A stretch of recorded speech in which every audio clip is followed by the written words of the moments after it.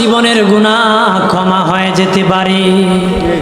এক যুবক আসিয়া কো নবীজি গো, আমি মারাত্মক অপরাধ করেছি, অন্যায় করেছি, কিভাবে আমি ক্ষমা পাবো?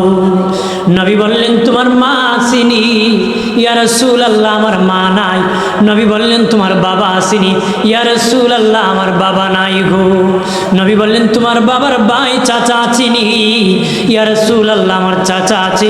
নবী বলেন যাও যাও, চাচাকে চাচা বলে ডাক দাও, ভালো আচরণ করো, চাচার সেবা করো।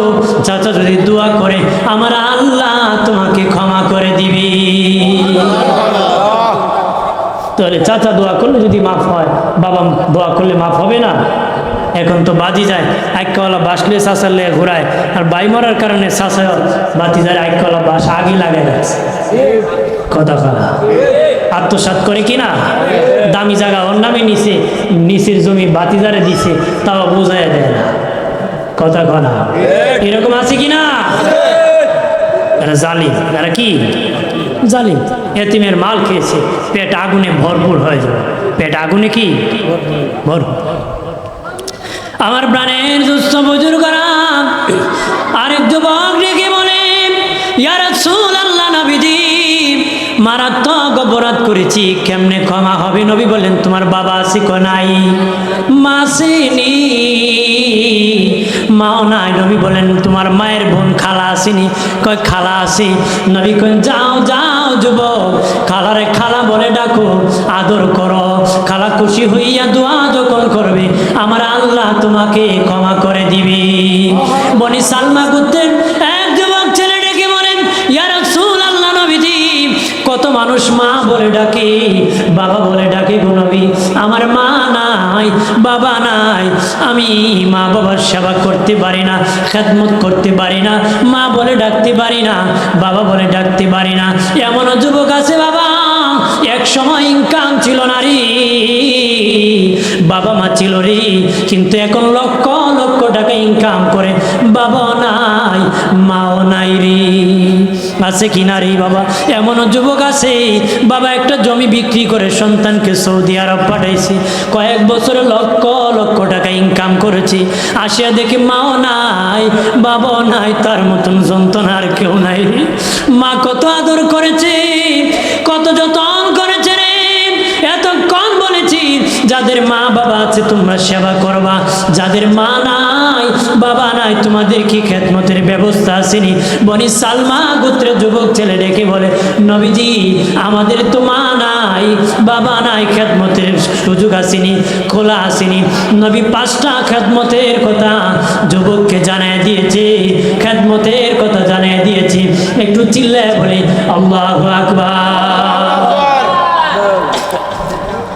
নবীজি বলেন 1 নম্বর খেদমত হলো আমার উম্মতেরা, তোমার মা বাবা মরে গেলে আল্লাহর কাছে গুনাহ ক্ষমা চাও। তোমাদের মা বাবার জন্য আল্লাহর কাছে গুনাহ ক্ষমা চাও।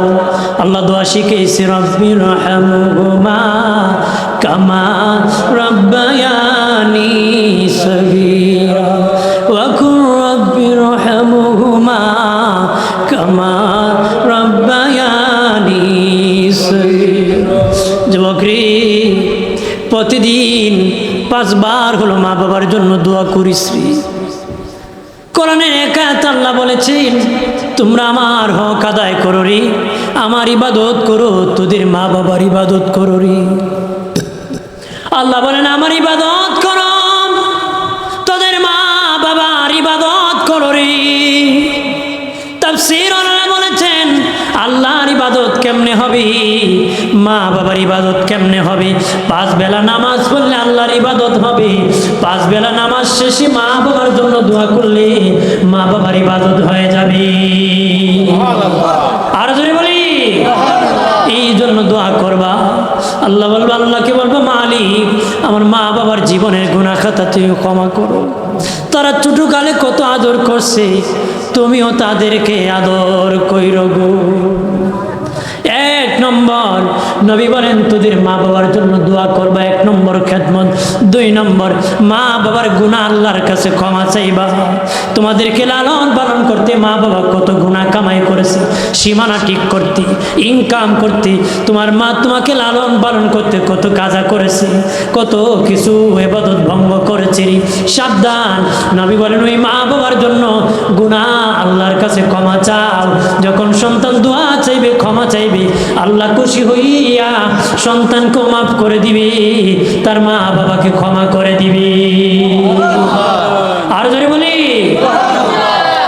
3 নম্বর দয়াল নবী বলেন মা বাবার কোনো ঋণ থাকলে পরিশোধ করো রে যুবক, ঋণ থাকলে পরিশোধ থাকো, ওসিয়ত থাকলে পূরণ করো। আল্লাহ নবী কোন জানাজার নামাজে গেলে বলতেন কারো পাওনা আছে কিনা, কারো পাওনা আছে কিনা, কারো পাওনা আছে কিনা। হুজুর আমি পাই বলতেন গার্জেন তারা জামিনদার হও। কেউ যদি জামিনদার না হইছি, দয়াল নবী নিজের ঋণের জামিনদার হতেন, তারপরে জানাজার ইমামতি করতেন। কারণ বাবা পাওনা না দিয়া যদি মারা যান, ঋণ পাওনা আদায় করে যদি নাম মারা যান, কেউ যদি কারো কাছে পাওনা থাকে, হাসরের দিন 3 পয়সার বিনিময় 700 রাকাত নামাজ আমল নামাজ থেকে নেওয়া হবে।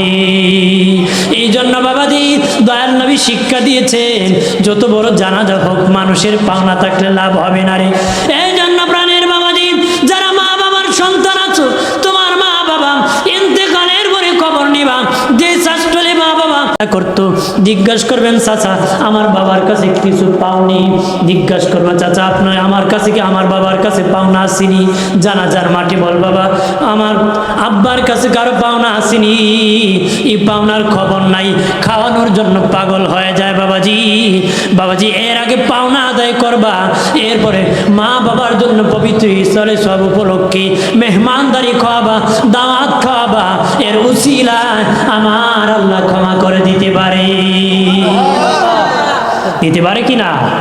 তবে এর আগে পাওনাটা আদায় করে দেবে। এর আগে কি কেউ জন্য তোমার বাবা মার কাছে পাওনা না পায়, কথা বলেন ঠিক কিনা? এদিকে সতর্ক হতে হবে, এদিকে সতর্ক কি।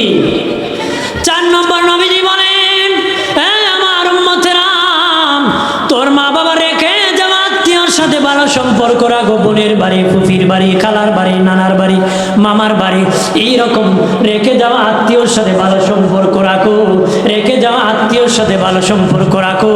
তোর মা বাবা রেখে যাওয়া আত্মীয়র সাথে ভালো সম্পর্ক রাখলে মা বাবার সেবা করা সব পেয়ে যাবা রে, মা বাবার সেবা করা সব পেয়ে যাবা। 5 নম্বর মা বাবার বন্ধু বান্ধবের সাথে ভালো আচরণ করো। তোমার বাবার সাথে একজন চলতো, তাকে সম্মান করো, দাওয়াত করে খাওয়াও। তোমার মায়ের সাথে একজন মহিলা চলতো, ওনাকে সম্মান করো, আপ্যায়ন করো।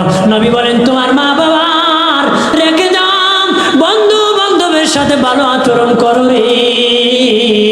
যদি করতে পারো তোরা মা বাবার সেবা করা সব আমল নামায় পাবা, সেবা করা সব পাবা। একটু চিল্লে জবান খুলে বলে আল্লাহু আকবার।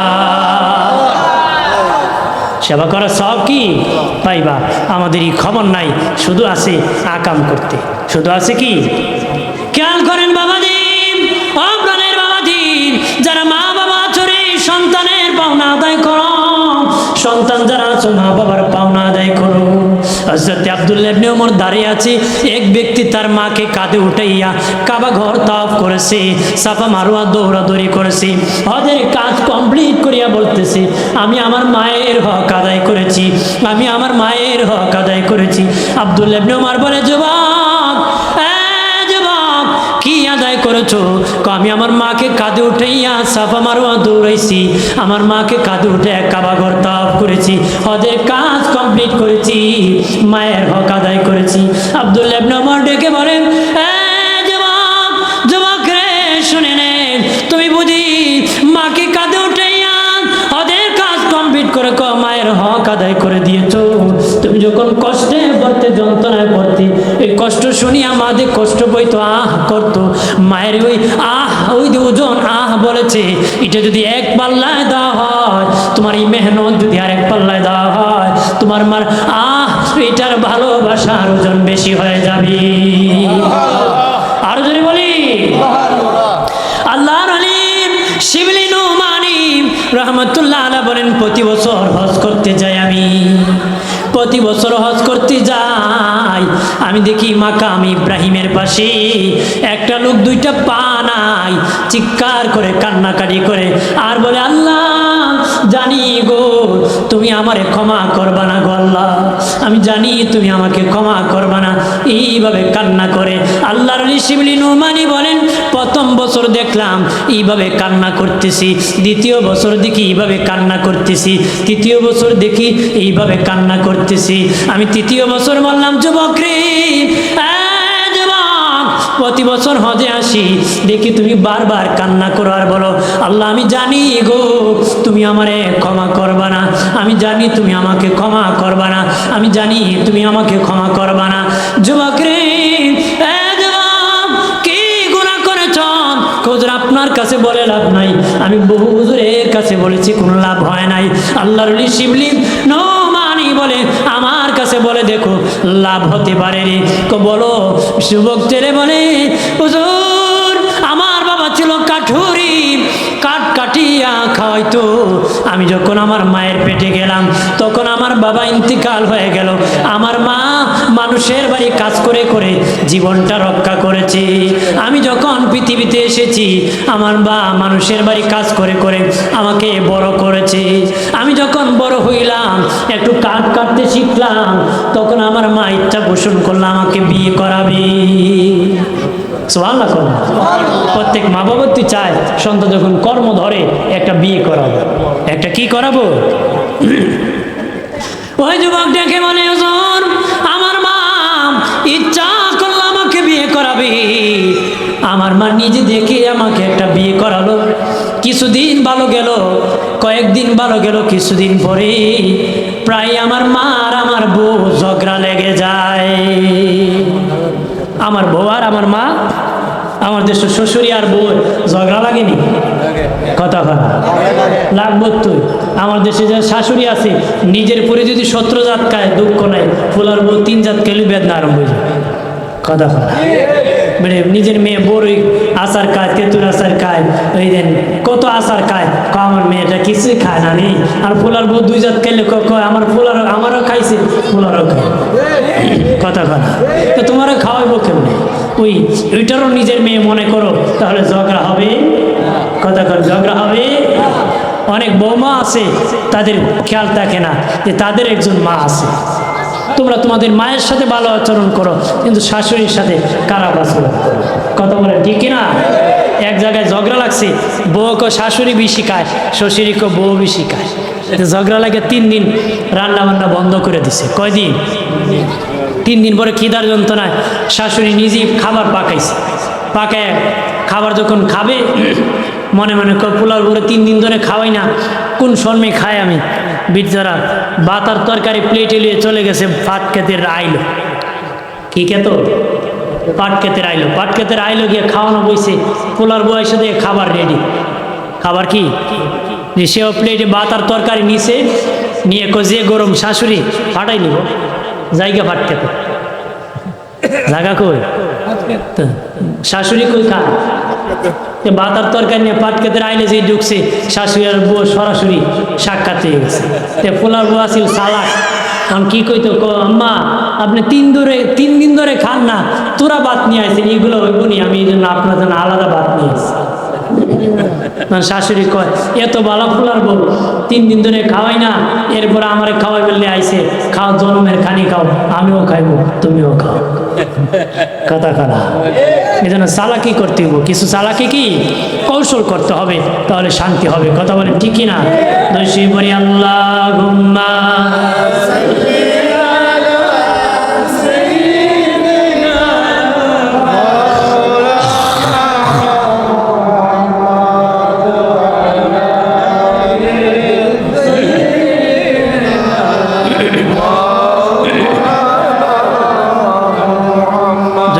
বলি আল্লাহুম্মা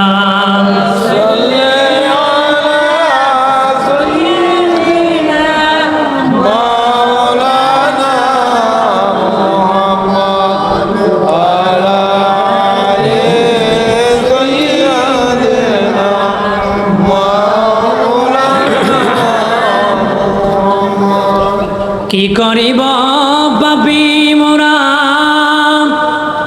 এ বাংলার জমিনে, দয়া করে দাও গো দেখা একবার নবী গো স্বপনে। আল্লাহ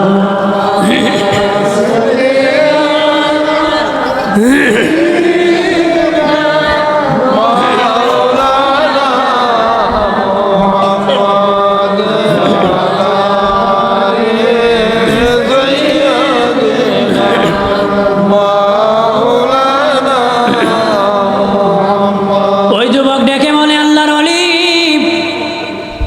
আমি আমার মার আমার বিবি যখন ঝগড়া লেগে যায়, আমি একদিন কাঠ কাটতে জঙ্গলে যাব। আমার বিবিকে বললাম, বিবিরি দুপুরবেলা খাবারটা জঙ্গলে পাঠায় দিও রে। কিন্তু দুপুর হয়ে যায়, কোনো খাবার জঙ্গলে যায় নাই। সন্ধ্যা যখন হয়ে গেল, বাড়ি ফিরিয়া আসিয়া বললাম, বিবি কেন রে খাবার জঙ্গলে পাঠাও নাই? বিবি তখন রাগ করিয়া বলে, হয়তো এই ঘরে তোমার মা থাকবে, নতুবা আমি থাকবো, আর নতুবা তোমার মা থাকবে আমি থাকবো, একজন থাকলে আরেকজন থাকতে পারবো না রে। কি বলে? হয়তো তোমার মা থাকবে, নতুবা আমি থাকবো, দুইজন থাকতে পারবো, এরকম বলে কিনা? যেরকম আছে কিনা? তখন আমার রাগ উঠে গেল। আল্লাহর ওলি, শয়তান আমার উপর উঠে বসে গেল, আমার রাগ গুসা উঠে গেল। শীতের দিন আমার মা আগুনের কাছে হাত গরম করতেছে। শীতের দিন আগুনের কাছে আমার মা হাত পা গরম করতেছে। আমার মেজাজ গরম হয়ে গেল, লাথি মারিয়া আমার মাকে আগুনে নিক্ষেপ করে দিলাম। একটু চিল্লায় বলি না, আউযুবিল্লাহ।